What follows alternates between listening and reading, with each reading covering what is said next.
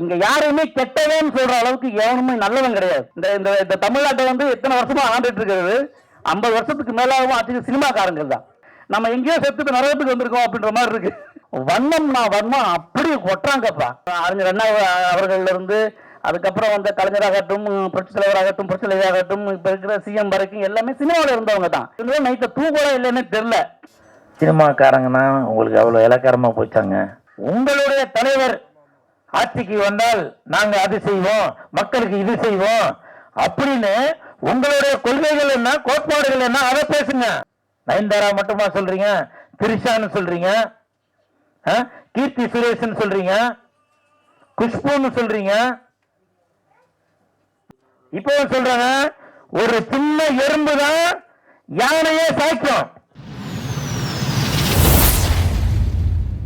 நல்ல மனிதர்களை தேடி பார்த்துட்டே இருக்கிய நீ எப்ப வந்து மனுஷனா மாற போற? அதாவது ஒரு கோட் ஒன்று இருக்குது. அதாவது உலகில் நல்ல மனிதர்களை தேடி பாருங்கள், அப்படி இல்லைன்னா நீங்களும் நல்லவங்களா மாறிடுங்க அப்படின்லாம் ஒரு கோட் இருக்கு. அந்த மாதிரி ஒரு அருமையான வரிகளை கிட்டத்தட்ட 4 பாடல்கள்லையுமே வந்து நல்ல வரிகளில் மனிதத்துவத்தை வந்து முதன்மைப்படுத்தியிருந்தாங்க. அது ரொம்ப முக்கியமான விஷயம் இன்னைக்கு. ஆனால் மனிதன் எங்கே அப்படின்னு இங்கே தேட வேண்டியிருக்குது. அவ்வளோ தூரம் கஷ்டமான விஷயமா இருக்குது. நம்ம சோசியல் மீடியாவை சரி எங்கே திறந்தாலும் வண்ணம் நான் வண்ணம் அப்படி கொட்டுறாங்கப்பா. யாருமே வளர்ந்து வர்றதோ சரி, புதுசாக வர்றதும் சரி, அவங்க விடுறதே கிடையாது. எவ்வளவு கமெண்ட்ஸ், எவ்வளவு அசிங்கசியமான விஷயங்களை வந்து நம்ம இன்னைக்கு வந்து அதை தான் தேடி தேடி பார்க்குறோம். அது பின்னால் ஓட ஆரம்பிச்சிட்டோம். எங்கே நல்லவங்களும் தேடி பார்க்க வேண்டியிருக்கு. நடக்கலாம் பார்க்கும்போது நானும் வாட்டி சொன்னேன், அதெல்லாம் நம்ம வந்து தப்பு பண்ணோம்னாலும் பாவம் பண்ணோம்னாலும் நம்ம செத்து நரகத்துக்கு தான் போவாங்கன்னு சொல்லுவாங்க போல இருக்கு. ஆனால் நடக்கிறதெல்லாம் பார்த்தா நம்ம எங்கேயோ செத்துட்டு நரகத்துக்கு வந்திருக்கோம் அப்படின்ற மாதிரி இருக்கு.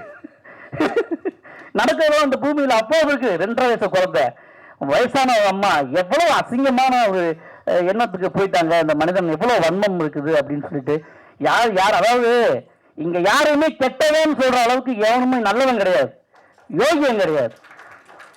தப்பு பண்ணாம ஒருத்தர் இருக்கான், தவறு இழைக்காம இருக்கான் அப்படின்னா அவனுக்கு இன்னும் வாய்ப்பு கிடைக்கலன்னு அர்த்தம். அவ்வளவுதான். மற்றபடி எல்லாருக்குமே தெரிஞ்சவன் மாட்டிக்கிறான். அது எல்லாருமே வந்து அதாவது இன்னொரு விஷயம் சொல்லிக்கிறேன், செத்து போன தலைவர்களே விடமாட்டேன்றாங்க, இப்பயும் செய்யறாங்க. உயிரோட வாழ்றவங்க விட்டு வைக்க போறாங்க, வச்சுதான் செய்யறாங்க. அது ஒன்றும் செய்ய முடியாது.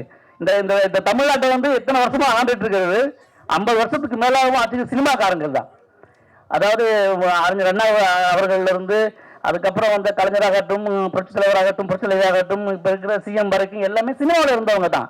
என்ன சினிமாவில் யாராவது புதுசாக வந்தா என்ன வரட்டுமே, ஏதாவது செய்யட்டுமே அப்படின்னு விட்டுதான் பாருங்களேன் அப்படின்னு சொல்றதுக்கு யாருக்குமே இங்க இது கிடையாது. ஒரு விஷயத்த பண்ணிட்டாருன்னா வச்சு அஜோ. அதாவது இவங்களும் நைட்ட தூங்கல இல்லைன்னு தெரியல. அதாவது சம்பந்தப்பட்டவங்களுக்கு நமக்கு ஒரு சின்ன விஷயத்த வெளியே தெரிஞ்சு போச்சா, வெளியே தலை காட்டுறதுக்கு அவ்வளவு கஷ்டமா இருக்க முடியாது. ஆனா இதுக்கெல்லாம் 2 இதயம் வேணும், அப்பதான் கண்டிப்பா வந்து வாழவே முடியும் இந்த சமுதாயத்துல. அப்படிப்பட்ட சூழ்நிலையில இந்த காணொலியோட ரொம்ப முக்கியமான படமா இருக்கும் அப்படின்னு எனக்கு தோணுது. சத்தியமா சொல்றேன், இயக்குனர் தான் ஒரு படைப்புல வெளியாகிறாரு, வேற யாரும் ஒண்ணு கிடையாது. இப்ப வந்தவங்க எல்லாம் சொல்லிட்டு இருந்தாங்க இந்த கதையை எங்களுக்கு தெரியாது, யாருமே சொல்லவே இல்லை. வருத்தமே படாதீங்க, நான் கிட்டத்தட்ட 150 படங்கள் தாண்டி இருக்கேன். இது வரைக்கும் என்ன கதைன்னு நான் எந்த டேரக்டரும் கேட்டதே கிடையாது. என் கேரக்டர் என்ன, எனக்கு எத்தனை நாள் கொடுப்பீங்க, எனக்கு எவ்வளவு சம்பளம் தருவீங்கன்னு கேட்பேன். ஏன்னா ஒரு டைரக்டருக்கு சத்தியமா மோசமான படத்தை பண்ண மாட்டாங்க, நிச்சயமா நல்ல படம் தான் பண்ணுவாங்க. ஒரு படைப்பின் மூலமா ஒரு படைப்பாளி தான் வெளியாகிறான். ஜனகன் என்கிற ஒரு நல்ல மனிதர், அவருடைய எண்ணங்கள் நல்ல பாடல் வரிகள் கிடைச்சிருக்குது, நல்ல பாடல். இந்த பாட்டு இல்லாம அவ்வளவு இனிமையா இருக்குது. அந்த இசையமைப்பாளர் வர முடியாம போன அந்த நண்பர் ஸ்ரீகாந்தன், அவர் ஹாட்ஸ் ஆஃப் ப்ரோ, உங்களுக்கு ஒரு பெரிய எதிர்காலம் இருக்குது. நிச்சயமா நீங்க வந்து உங்களுக்கு ஒரு நல்ல இடம் இருக்குது. நீங்க ஒரு கலவையா இருக்கீங்க, அனிருத் மாதிரி இல்லாம வந்து நிறைய மியூசிக் டைரக்டர் ஞாபகப்படுத்துற மாதிரி இருந்தாலும் அது ரொம்ப முக்கியம். இப்போ உள்ள ஜெனரேஷனுக்கு இந்த மாதிரியான இசைகள், அதாவது வரிகளை தெளிவா கேட்கிற மாதிரி நீங்க மியூசிக் போட்டிருக்கீங்க. அதுக்காக உங்களுக்கு ஒரு பெரிய கைத்தட்டல். இந்த டீம்ல உழைச்ச உதவி இயக்குநர்கள் ஒவ்வொருவருக்கும், ஏன்னா நீங்க தான் இந்த படத்துல வெளியா இருக்கீங்க. ஒரு நல்ல ஒரு விஷயத்த கொடுக்கறதுக்கு நீங்க ட்ரை பண்ணிருக்கீங்க. நிச்சயமா நல்ல படங்கள், நல்ல கண்டென்ட் எல்லாமே வந்த எதுவுமே சோடை படம் வர்றாரே கிடையாது. இந்த படம் ஜெயிக்கும். இப்போ சமீபத்தில் பார்த்துருப்பீங்க, ஒரு அரசியல் உள்ளவர் முன்னாள் அமைச்சர் அவர்கள் ஒரு பெண்களுக்காக குரல் கொடுக்கக்கூடிய ஒரு மேடையில் சினிமாக்காரங்கன்னா உங்களுக்கு அவ்வளோ இலக்காரமாக போச்சாங்க. அவ்வளோ இலக்காரமாக போச்சா? உங்களுடைய கட்சியிலையும் சினிமா நடிகைகள் இருக்காங்க, நடிகர்கள் இருக்காங்க. நீங்க யோசிச்சு பாருங்க. எதற்கெடுத்தாலும் சினிமா நடிகைகள், சினிமா நடிகர்கள். உங்களால எந்த ஸ்டேஜிலையுமே உங்களுடைய தலைவர் ஆட்சிக்கு வந்தால் நாங்க அது செய்வோம், மக்களுக்கு இது செய்வோம் அப்படின்னு உங்களுடைய கொள்கைகள் என்ன, கோட்பாடுகள் என்ன, அதை பேசுங்க. அதை விட்டுட்டு நயன்தாரா அவங்க திருமணமாகி 2 குழந்தைக்கு தாயா இருக்காங்க. நயன்தாரா மட்டுமா சொல்றீங்க? திரிஷான்னு சொல்றீங்க, கீர்த்தி சுரேஷன் சொல்றீங்க, குஷ்புன்னு சொல்றீங்க. உங்களுடைய கட்சியிலையும் நான் பர்டிகுலரா அவரை மட்டும்தான் சொல்றேன் அப்படின்னு சொல்ல வரல. நான் பொதுவா சொல்றேன். இந்த காணாத சுடர் இந்த படத்தோட ஆடியோ ரிலீஸ்ல இருந்து சொல்றேன். உங்க கட்சியிலையும் பல நடிகர் நடிகைகள் இருக்கிறாங்க. சினிமால இருந்து பல சாதனைகள் பண்ணவங்க தான் டாக்டர் கலைஞர் ஐயா அவர்கள். முதலமைச்சரான ஆனவங்க சினிமால இருந்து வந்தவங்க தான் புரட்சி தலைவர் எம்ஜிஆர் ஐயா அவர்கள் முதலமைச்சராக இருக்காங்க. சினிமால இருந்து வந்தவங்க தான் புரட்சி தலைவி அம்மா அவர்கள் முதலமைச்சராக இருக்காங்க. இன்னமும் யாரோ வரப்போறாங்க அப்படின்னு கூட எல்லாரும் நினைச்சிட்டு இருக்கோம். அப்படி இருக்கும்போது நீங்க வேற எதுனா ஒரு ஸ்டேஜ்ல இருந்தா கூட ஏதோ வாய் தவறி வந்துருச்சு அப்படின்னா கூட பரவாயில்ல.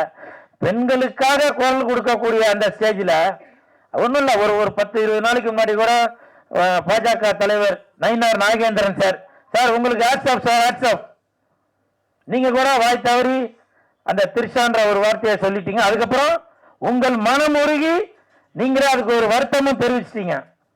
அதனால உங்களுக்கு என் மனமார்ந்த நன்றி. இப்படி ஒழுக்கமுள்ள சில அரசியல் தலைவர்களும் இருக்கிறாங்க. அப்படி இருக்கும்போது நீங்க எதற்கெடுத்தாலும் சினிமாக்காரங்க அவ்வளவு கேவலமா போச்சாங்க. சரி, நடிகர்களை விடுங்க. நடிகர்கள் அப்படிதான் எடுத்துக்கிறது. Kamal sir, Sarathkumar sir, Rajini sir, Vijay sir, Ajith sir, இப்படி எல்லாருமே. இப்போ ரஜினி சார். அப்போ சினிமாக்காரங்களும் உங்களுக்கு எப்படி, உங்களுக்கு ஒரு என்டர்டைன்மெண்ட்டுக்கு மட்டும்தானா? யோசிச்சு பாருங்க. நாம அக்கா தங்கச்சிங்களோட தான் பிறந்திருக்கிறோம். தாய் இருக்காங்க. தாய்க்கு அவ்வளவு மதிப்பு கொடுக்கணுங்க. பெண்ணுக்கு தாய் மொழின்னு தான் சொல்றோம், தாய் நாடுன்னு தான் சொல்றோம். நீங்க வேணா நினைக்கலாம் நான் ஏதோ ஒரு கட்சிக்காக சப்போர்ட் பண்ணி ஒரு கட்சிக்காக ஆப்போசிட்டா பேசுறேன்னு. அம்மாலன்னு ஒரு பேர் என்னப்பா, கிருஷ்ணமூர்த்தி, சிவாஜி கிருஷ்ணமூர்த்தி சார் உங்களுக்கு தான் சொல்றேன். சிவாஜி கிருஷ்ணமூர்த்தி சார் உங்களுக்கு தான் சொல்றேன். நான் எல்லா கட்சியில உள்ளவங்களுக்கு தான் சொல்றேன். தயவு செய்து பெண்களை இழிவுபடுத்தி பேசாதீங்க. அது நீங்க யார் முதலமைச்சர் ஆக்கணும்னு நினைக்கிறீங்களோ அவங்களுக்கு தான் அது பேக் ஃபயர் ஆகும். அதை நீங்க புரிஞ்சுப்பீங்கன்னு நினைக்கிறேன். ஒருத்தர் இல்ல, ஒரு மாவட்டத்திலையும் அவங்கவுங்க வாய்க்கு வந்ததெல்லாம் பேசிட்டு வரீங்க. அது மிகப்பெரிய தவறு. ஒருவேளை இதே நிலைமை நீடித்தால் விரைவில் நாடு முழுவதுமே கூல் சுரேஷ் கட்சி, சிஎஸ்கே கட்சியில உள்ள ஒரு தொண்டரும் ரசிகர்களும் சேர்ந்து மிகப்பெரிய போராட்டம் நடக்கக்கூடும். சில பேர் இந்த வீடியோ பார்க்கும்போது கூட நினைப்பீங்க, கூல் சுரேஷ் என்ன பெரியவரா, அவர் கட்சி இருக்கா அப்படின்னு. இப்பவும் சொல்றாங்க, ஒரு சின்ன எறும்பு தான் யானையே சாய்க்கும். அந்த நங்கூரம் தான் ஒரு கடலையே கப்பலை நிறுத்தும். பார்த்திருப்பீங்கன்னு நினைக்கிறேன். அதனால தயவு செய்து இது யாரோட மனதையும் புண்படுத்தணும் அப்படின்றதுக்காக சொல்ல வரல நானு. அப்புறம் என்ன அரசியல், என்ன அரசியல்? அப்புறம்